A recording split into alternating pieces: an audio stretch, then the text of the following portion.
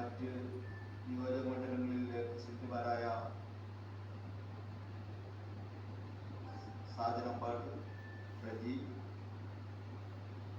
മറ്റു സഹപ്രവർത്തകർ, ഇന്നലെ പയ്യന്നൂരിൽ വെച്ചിട്ട് വളരെ വിപുലമായ ക്വിറ്റ് ഇന്ത്യ ദിന പരിപാടിയും അതോടൊപ്പം യൂത്ത് കോൺഗ്രസ് ദിന ആഘോഷവും വളരെ വിപുലമായ പരിപാടികളോടെയാണ് പയ്യന്നൂരിൽ ഇന്നലെ നടത്തപ്പെട്ടത്.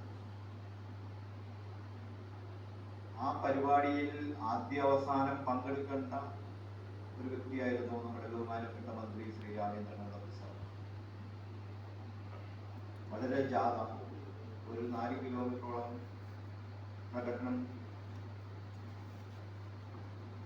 ോടുകൂടിയാണ് പുഷ്പാർച്ചന സ്വാതന്ത്ര്യ സമര സേനാനിയുടെ വസതി സന്ദർശിച്ച് ആദരിക്കലി, പ്രകടനം, അതിനുശേഷം വിപുലമായ വലിയ ഗ്രൗണ്ടിൽ സ്ഥലഗവൺമെന്റ് മീറ്റിംഗ് ഉൾപ്പെടെ ഡിവൈഎഫിയുടെ സംസ്ഥാന വൈസ് പ്രസിഡന്റ് ഉൾപ്പെടെ എവൈഎഫിയുടെ നേതാവ് ഉൾപ്പെടെ സംസ്ഥാന നേതാവ് ഉൾപ്പെടെ പങ്കെടുത്ത വളരെ വലിയൊരു പരിപാടി. ആ പരിപാടിയിൽ പോലും രാമേന്ദ്രൻ സാറിന് മുഴുവൻ സമയം ഭാഗവക്കാകാൻ കഴിഞ്ഞു. ഞാനും യൂത്ത് കോൺഗ്രസ് സംസ്ഥാന സെക്രട്ടറി നാസറും പയ്യന്നൂരിലെ പരിപാടി കഴിഞ്ഞാണ് ഇവിടെ എത്തിയത്. എന്നെ റെയിൽവേ സ്റ്റേഷനിൽ കൊണ്ടുവന്ന് യാത്രയായപ്പോഴും കടന്നപ്പോൾ സാർ വളരെ വേദനയോടുകൂടിയാണ് തിരിയുമ്പോൾ പറയുന്നത്, എനിക്ക് നാളെ എത്താൻ കഴിയില്ലല്ലോ എന്നുള്ള വലിയ വിഷമവും.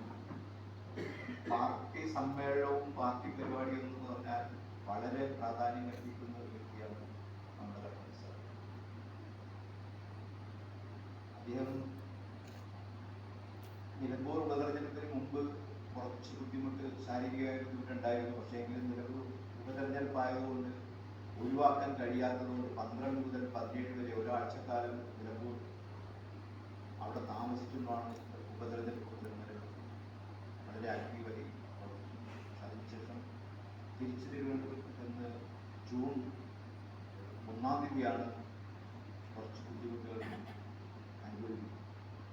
2-ാം തീയതി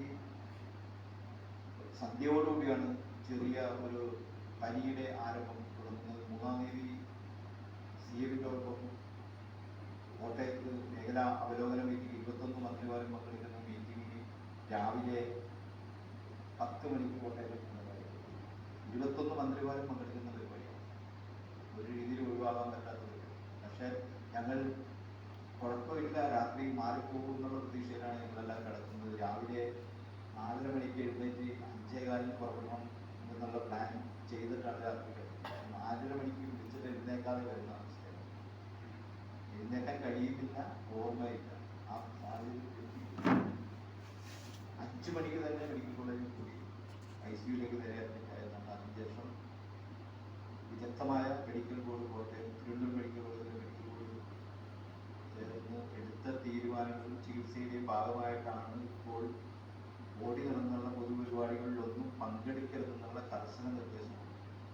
അല്ലാതെ മറ്റ് അസുഖങ്ങളും മറ്റൊന്നുമില്ല. ഇപ്പോൾ മെഡിസിൻ 3 മാസത്തോളം മെഡിസിൻ കഴിക്കാനാണ് കർശനമായി ഡോക്ടർമാർ നിർദ്ദേശിക്കുന്നത്. ആ മെഡിസിൻ കഴിക്കുന്നതിൻ്റെ ഭാഗമായിട്ടുള്ള ഒരു ട്രസ്റ്റാണ് ഓടി നടന്ന് നടക്കരുത്, സ്റ്റെപ്പ് കയറരുത്, ഭക്ഷണം കഴിച്ചാൽ നടക്കാനേ പാടില്ല, അങ്ങനെയുള്ള കുറച്ച് നിബന്ധനകൾ കർശനമായതുകൊണ്ടാണ് ഇവിടെ എത്താൻ കഴിയാതെ വന്നത്.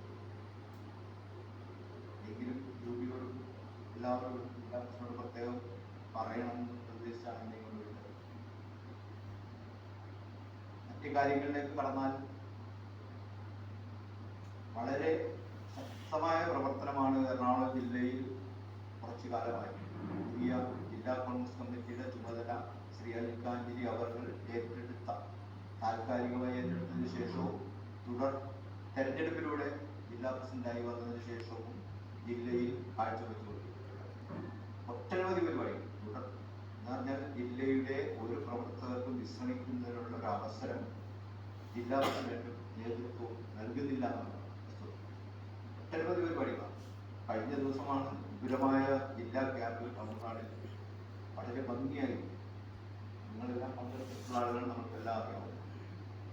CPMന്റെ ജില്ലാ സെക്രട്ടറി സതീഷ്, മേയറും CPI നേതാവ് KN സുധൻ ഉൾപ്പെടെയുള്ള രാമേന്ദ്രൻ സാർ ഉൾപ്പെടെ പങ്കെടുത്ത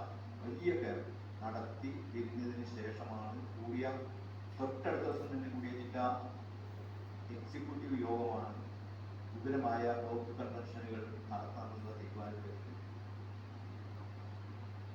നമ്മളൊരു കേഡർ പാർട്ടിയാകാൻ നമ്മളെ കൊണ്ട് ചെറിയ പാർട്ടികളിൽ കഴിയില്ലെങ്കിലും ജില്ലാ പ്രസിഡന്റ് ചുമതല താൽക്കാലികമാണെങ്കിൽ ചുമതല അന്ന് മുതൽ വെക്കുന്ന നിർദ്ദേശം നമുക്ക് ഉറപ്പായിട്ടും ജില്ലയിൽ നമുക്ക് ഒരു കേഡർ സ്വഭാവത്തിലേക്ക് പാർട്ടിയെ എത്തിക്കണം എന്നുള്ള നിർദ്ദേശമാണ് അന്ന് മുതൽ ഞങ്ങളുടെ എല്ലാം. അതിന്റെ കൂടി ഭാഗമായിട്ടാണ് ക്യാമ്പിനെ തുടർന്ന് പഞ്ചായത്ത് തെരഞ്ഞെടുപ്പ്, ജില്ലാ പഞ്ചായത്ത്, ബ്ലോക്ക് പഞ്ചായത്ത്, ഗ്രാമപഞ്ചായത്ത്, മുനിസിപ്പൽ കോർപ്പറേഷൻ തെരഞ്ഞെടുപ്പ് ഏതാണ്ട് 2-3 മാസം കഴിഞ്ഞാൽ നടക്കാൻ പോകുന്നത്.